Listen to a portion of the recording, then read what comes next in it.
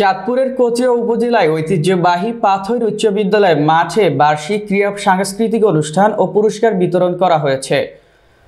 শনিবার বিদ্যালয়ের আয়োজনে প্রধান অতিথি হিসেবে বক্তব্য রাখেন ও পুরস্কার বিতরণ করেন কচুয়া উপজেলা যুবদলের আহ্বায়ক ও রেনেসা হসপিটালের চেয়ারম্যান মোহাম্মদ মহিউদ্দিন মজুমদার।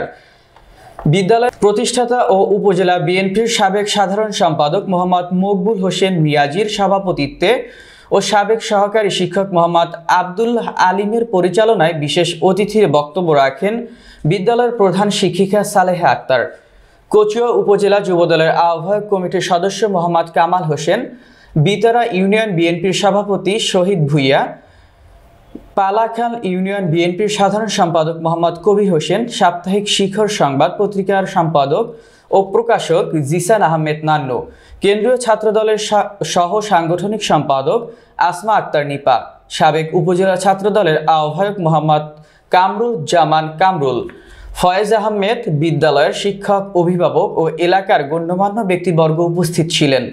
বিদ্যালয় বার্ষিক অনুষ্ঠানে শিক্ষার্থীরা সাহিত্য, ক্রীড়া ও সাংস্কৃতিক পর্বের মধ্যে বক্তৃতা, দৌড় প্রতিযোগিতা, দেশাত্মবোধক, পল্লীগীতি, রবীন্দ্রসঙ্গীত, নজরুল সঙ্গীত, আধুনিক গান প্রতিযোগিতার বিভিন্ন শিক্ষার্থীরা অংশগ্রহণ করে।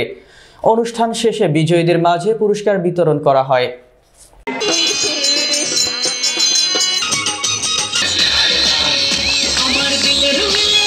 এবং আমার ভর্তি হওয়ার মতো আশেপাশে কেউ থাকলে যেন পাথর স্কুলে মহিউদ্দিন মজুমদার ভাই উপস্থিত আছেন, অন্যান্য রাজনৈতিক নেতৃবৃন্দ, জনাব মকবুল হোসেন মিয়াজি ভাই।